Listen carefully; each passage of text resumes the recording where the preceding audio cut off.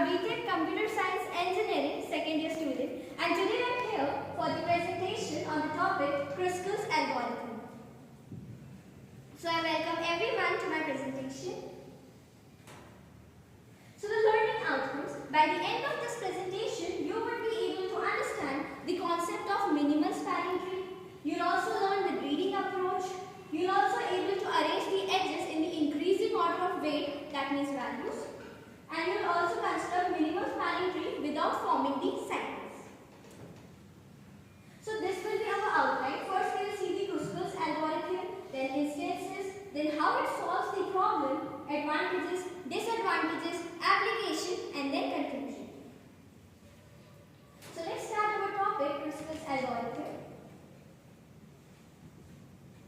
So Kruskal's algorithm is an algorithm. Algorithm means it's a way, it's a step-by-step process to solve any problem. So this algorithm basically solves, or here we can compute the minimum spanning tree of a weighted graph. So a minimum spanning tree is actually a tree.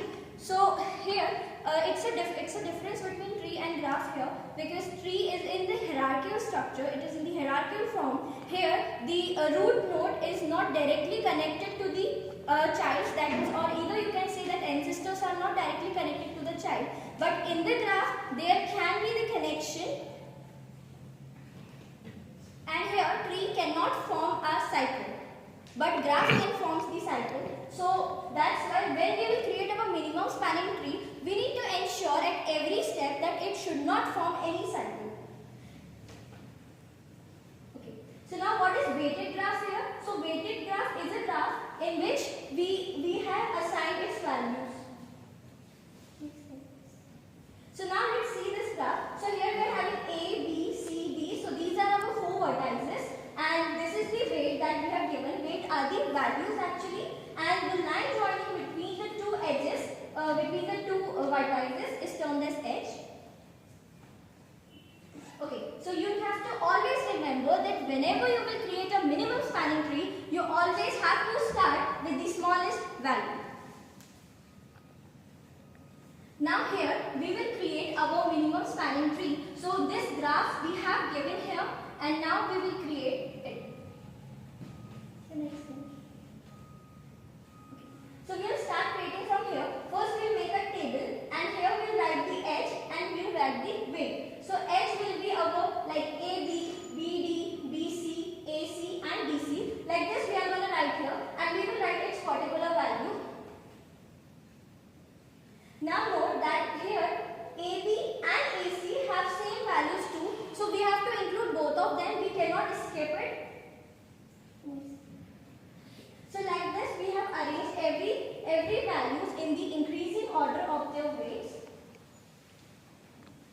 So now let's start creating our minimum spanning tree. So minimum spanning tree has 4 vertices. So it means it will be having 3 edges. That is, if we are taking vertices as V, so edges will be V minus 1. That is, here are 4. So edges will be our 3. Okay. So now let's start creating. So first we will see the smallest value as I stated earlier. So here the smallest value is 1. So here it is B and C edge having the value as 1. So we will create first BC. And second, we will create here AB or AC. So now you have to make sure that it does not form any cycle. So here we have taken AB. We can also take AC, but we will only take one, not both of them, because if we take both of them, it will create a cycle. Okay, so like this, we will reject this. We will not create both of them. Only one has to be needed. So now the similarly we will go for the next. So here we are having the 3. So DC is 3. So now we will create that also. And yeah, now therefore we will stop here. We will not create BD as 5, because if we are going to create that, so it will form again a loop, which is not possible because it is a minimum spanning tree, and in the tree cycle is not possible. So therefore this is our required minimum spanning tree. As you can see that we have already seen that its condition was that it has 4 vertices and it has finally the 3 edges. Now we can also calculate its cost of minimum spanning tree, as Kruskal's algorithm is only used to calculate the minimum spanning tree its cost. So here we'll add all the weights given, so it will be our 6. Now, what this Kruskal's algorithm actually did, so it connects all the vertices. We have seen that all the vertices were connected. If not directly connected, then everybody was reachable. And here no cycles were allowed. We have ensured at every step. And here the minimum total weight that we also calculated. So the time complexity for this is order of E log E just because of sorting. So the advantages of Kruskal's algorithm, that it is simple and easy to understand. It works very well with that graphs which have fewer edges, and also it calculated the minimum cost of spanning tree, and we can even use in that graphs also even if it's not fully connected.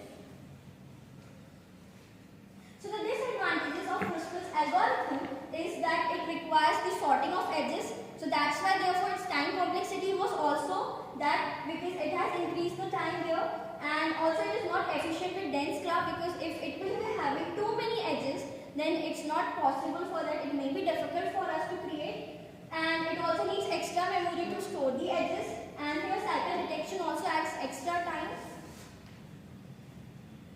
So now the real world applications for this is road network design, electrical power grids, computer systems, and telecommunication network, water and gas pipelines. Please explain second, electrical power grids. Sir, in this, like, we can, so electrical power grids can be like, they are having different power stations. So we can connect it by computerizing this algorithm. We'll create the minimum way so that our electricity can pass through that particular way.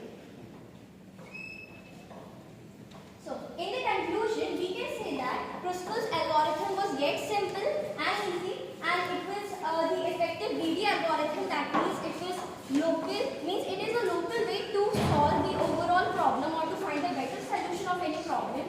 And also we have avoided creating the cycles, and yet we can say that it's widely used and it's very simple and reliable. Next topic, please. So at last I would like to thank Vasif sir for giving me the opportunity to give presentation here. Thanks.